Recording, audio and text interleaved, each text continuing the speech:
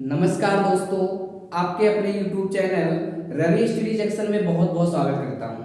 दोस्तों, आज मैं फिर आप सबके बीच में कक्षा 10 विज्ञान का जो पहला लेसन है रासायनिक अभिक्रिया एवं समीकरण, उसको आप सबके बीच में लेके आया हूं। कि जो कक्षा 10 का केमिस्ट्री का जो पहला लेसन है केमिकल रिएक्शन एंड इक्वेशन, जिसे हम लोग क्या कहते हैं रासायनिक अभिक्रिया एवं समीकरण, इसको आज हम लोग क्या करते हैं दोस्तों कि इस वीडियो में कवर करने वाले हैं कि रासायनिक अभिक्रिया एवं समीकरण होता क्या है। तो चलिए दोस्तों, हम लोग स्टार्ट करते हैं सबसे पहले कि रासायनिक अभिक्रिया क्या होता है। सबसे पहले हम लोग पढ़ते हैं कि ये रासायनिक अभिक्रिया किसे कहते हैं, रासायनिक अभिक्रिया क्या होता है।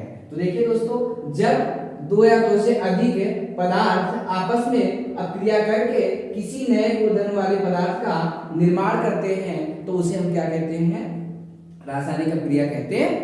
क्या दोस्तों कि जब दो या दो से अधिक पदार्थ आपस में अभिक्रिया करके किसी नए गुणधर्म वाले पदार्थ का निर्माण करते हैं तो उसे हम रासायनिक अभिक्रिया कहते हैं। देखते हैं दोस्तों, उदाहरण दिया हुआ है कि जब मैग्नीशियम, यहाँ पे क्या लिखा हुआ है दोस्तों, मैग्नीशियम, और ये रहा हमारा ऑक्सीजन। ये रहा दोस्तों हमारा मैग्नीशियम और ये रहा ऑक्सीजन। जब मैग्नीशियम की क्रिया किससे कराई जा रही है दोस्त, ऑक्सीजन से कराई जा रही है, तो क्या बन रहा है, मैग्नीशियम ऑक्साइड का निर्माण हो रहा है।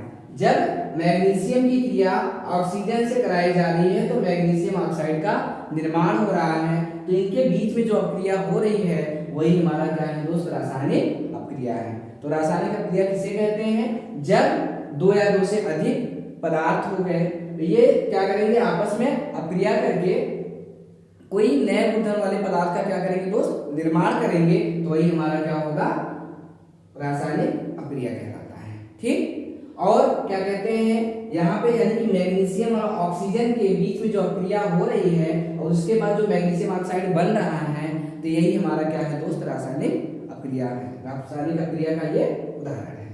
दोस्तों, आगे हम देखते हैं कि दैनिक जीवन में होने वाले क्रियाकलाप, यानी कि रासायनिक अभिक्रिया का अन्य उदाहरण देखते हैं, जो कि दैनिक जीवन में हम सब ऐसे बहुत सारे क्रियाकलाप होते हैं हमारे दैनिक जीवन में, वो सब भी क्या होते हैं कि दोस्त रासायनिक अभिक्रिया के अंतर्गत आते हैं। हम लोग देखते हैं कि वो सब कौन कौन से होते हैं। देखिए दोस्तों, पहला हमारा श्वसन। श्वसन का मतलब क्या होता है कि सांस को लेना, यानी कि हम लोग क्या करते हैं दोस्तों, हमेशा क्या करते हैं कि ऑक्सीजन को अंदर लेते हैं और कार्बन डाइऑक्साइड गैस को क्या करते हैं, बाहर करते हैं। तो ये जो हम लोग ऑक्सीजन को अंदर लेते हैं और कार्बन डाइऑक्साइड को बाहर करते हैं, तो ये भी क्या होता है दोस्त कि रासायनिक अभिक्रिया के अंतर्गत आता है। दूसरा हमारा क्या है, दूध से दही बनना। जो दूध से दही बनने, यानी घर में होता है ना, दूध से दही बनता है, तो घर में जो दूध से हम लोग देखते हैं कि क्या हो जाता है कि दही बनता है, तो वो भी क्या होता है कि रासायनिक अभिक्रिया के अंतर्गत आता है। तीसरा हम लोग देख रहे हैं लोहे में जंग लगना। लोहे में जंग लगना हम लोग देखते हैं क्या होता है कि जब किसी भी कोई भी लोहा होता है, फिर कोई लोहे की कील होती है, फिर लोहे का कोई भी हम लोग पदार्थ देखते हैं, तो क्या होगा कि वह हम लोग रख देंगे तो कुछ समय पश्चात देखते हैं क्या होता है कि उसमें क्या हो जाता है, एक भूरे कलर की परत चढ़ जाती है। तो उसमें जो भूरे कलर की परत चढ़ती है, तो वही क्या है दोस्तों, जो भूरे कलर की जो परत चढ़ी वो किस, यानी कि उनके बीच में क्या होगा, अभिक्रिया होगी, तभी तो भूरे कलर की परत चढ़ी। तो जो वो अभिक्रिया हुई वह कौन सी अभिक्रिया थी, रासायनिक अभिक्रिया। तो ये सब जो हमारे उदाहरण हैं वो सब क्या है दोस्त, रासायनिक अभिक्रिया के अंतर्गत। तो चलिए दोस्तों, आगे हम लोग देखते हैं कि देखिए रासायनिक अभिक्रिया में दोस्तों क्या होती है, दो चीजें होती है, एक अभिकारक और एक क्या होता है, उत्पाद होता है। रासायनिक अभिक्रिया में क्या होती है, दो चीजें होती हैं, एक हमारा क्या होता है, अभिकारक होता है, और दूसरा क्या होता है दोस्तों, उत्पाद होता है। तो हम लोग अभिकारक और उत्पाद के बारे में जानते हैं कि अभिकारक और उत्पाद आखिर होते क्या है, अभिकारक और उत्पाद किसे कहते हैं। तो देखिए दोस्तों, क्या लिखा हुआ है कि अभिक्रिया में भाग लेने वाले पदार्थों को क्या कहते हैं, अभिकारक कहते हैं। क्या कि अभिक्रिया में भाग, यानी कि जिन पदार्थों के बीच में क्या होता है दोस्तों, अभिक्रियाएं होती हैं, उसे हम क्या कहते हैं, अभिकारक कहते हैं। जिन पदार्थों के बीच में अभिक्रियाएं होती हैं उसे हम क्या कहते हैं, अभिकारक कहते हैं। और फिर हम लोग देख लेते हैं उत्पाद क्या होता है। तो क्या कह रहा है कि अभिक्रिया के पश्चात, क्या दोस्तों कि अभिक्रिया के पश्चात बनने वाले नए पदार्थ को हम लोग क्या कहते हैं, उत्पाद कहते हैं। कि अभिक्रिया होने के बाद जो कोई नया पदार्थ बनेगा वह क्या कहलाएगा दोस्तों, उत्पाद कहलाता है। जैसे हम लोग देख लेते हैं उदाहरण, जैसे देखो मैग्नीशियम की क्रिया ऑक्सीजन से हो रही है, तो अभिक्रिया किसके किसके बीच में हो रही है, अभिक्रिया हमारा दोस्त किसके बीच में हो रहा है कि मैग्नीशियम और ऑक्सीजन के बीच में हो रहा है। तो हमने लिखा है कि अक्रिया में भाग लेने वाले पदार्थ जिन जिन पदार्थों के बीच में अक्रियाएं होती हैं वही हमारे क्या होते हैं अभिकारक। तो मैग्नीशियम और ऑक्सीजन के बीच में क्रिया हो रही है, तो इनके और बीच में, अगर इनके और इनके बीच में क्रिया हो रही है तो दोस्तों हमारा ये क्या होगा, अभिकारक होगा। क्या होगा दोस्तों, अभिकारक होगा। यानी कि जिनके बीच में क्रियाएं होती हैं वही हमारे क्या कहलाते हैं, अभिकारक कहलाते हैं। या फिर हम लोग कह सकते हैं कि अक्रिया में भाग लेने वाले पदार्थों को अभिकारक कहते हैं। अब देखिए हम लोग देखते हैं ये वाला जो आपका भाग होता है उसे क्या कहते हैं, कह रहा है कि अक्रिया के पश्चात बनने वाले नए पदार्थ को। तो इन दोनों के बीच में अक्रिया हुई, तो अक्रिया हो रही है, इसी को क्या बोलते हैं, अभिकारक बोलते हैं। लेकिन हम लोग आगे देखते हैं कि जो मैग्नीशियम ऑक्साइड बना इसे भी कुछ कहते हैं। तो इसे क्या कहते हैं दोस्तों, इसे हम लोग जो कहते हैं क्या कहते हैं, उत्पाद कहेंगे। क्या कहेंगे, उत्पाद कहते हैं, क्योंकि कह रहा है कि अक्रिया के पश्चात जो नया पदार्थ बनेगा वही हमारा क्या होगा, उत्पाद होगा। तो हम लोग देख रहे हैं कि मैग्नीशियम ऑक्सीजन से अक्रिया करके मैग्नीशियम ऑक्साइड बना रहे हैं, तो इधर जो मैग्नीशियम ऑक्साइड बन रहा है यही हमारा दोस्त क्या है, उत्पाद है। तो आपको ये समझ में आ गया होगा अभिकारक और उत्पाद क्या होते हैं, कि अक्रिया में भाग लेने वाले पदार्थों को अब क्या कहते हैं, अभिकारक कहते हैं। क्या दोस्त, अभिकारक यानी जिन जिन पदार्थों के बीच में अक्रियाएं होती हैं उसे अभिकारक। जैसे यहाँ मैग्नीशियम और ऑक्सीजन के बीच में क्रिया हो रही तो ये हमारा क्या है, अभिकारक है। और आगे अक्रिया के पश्चात बनने वाले नए पदार्थ को क्या कहते हैं, उत्पाद कहते हैं। तो यह नया पदार्थ हमारा क्या बनना है, मैग्नीशियम ऑक्साइड बन रहा है, तो यह दोस्त हमारा क्या है, उत्पाद है।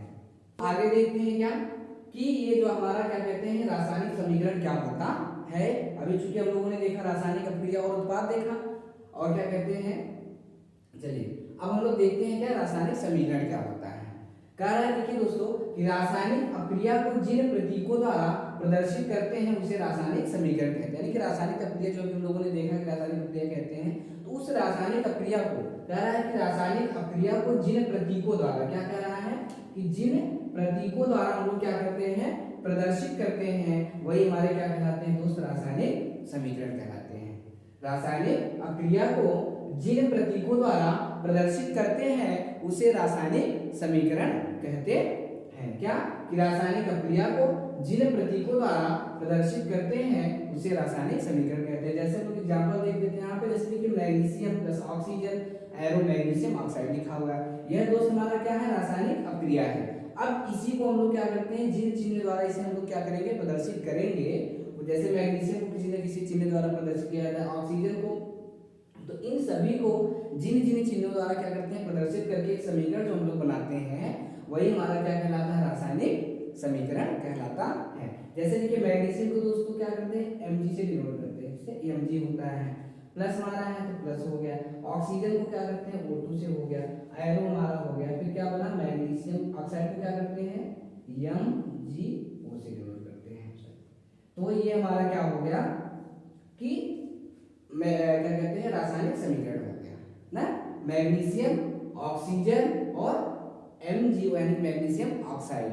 तो इस रासायनिक अभिक्रिया को हमने क्या किया कि इन यानी कि MgO2 और MgO यानी कि इससे हमने क्या किया, प्रदर्शित किया।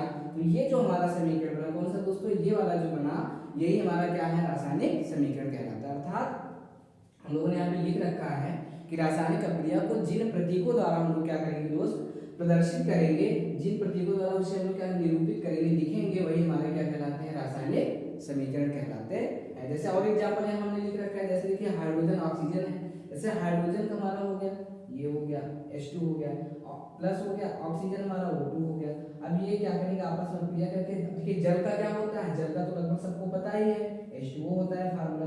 तो ये हमारा क्या हो गया दोस्त, इसका यानी कि ये तो हमारा रासायनिक अभिक्रिया रहा, लेकिन ये हमारा क्या रहा, रासायनिक समीकरण रहा। तो इसको हम लोग जिनके द्वारा डिनोट कर रहे हैं, जिसके द्वारा हम लोग इसे क्या कर रहे हैं, प्रदर्शित कर रहे हैं, वही हमारे क्या कहलाते हैं, रासायनिक समीकरण कहलाते हैं। यानी कि रासायनिक अभिक्रिया को जिन प्रतीकों द्वारा हम लोग क्या करते हैं, प्रदर्शित करते हैं, निरूपित करते हैं, वही हमारे रासायनिक समीकरण कहलाते हैं। तो दोस्तों आपको ये क्या कहते हैं, आज का जो आपका ये वीडियो था आपको ये अच्छे से समझ में आ गया, क्योंकि इस वीडियो में हम लोगों ने क्या क्या रासायनिक अभिक्रिया को पढ़ा, और हमने क्या पढ़ा कि अभिकारक पढ़ा, उत्पाद पढ़ा, और फिर हमने क्या पढ़ा, रासायनिक समीकरण पढ़ा। तो ये जो भी हमने आज के इस वीडियो में टॉपिक ये पढ़ा है, तो आपको ये टॉपिक जरूर समझ में आ गया होगा।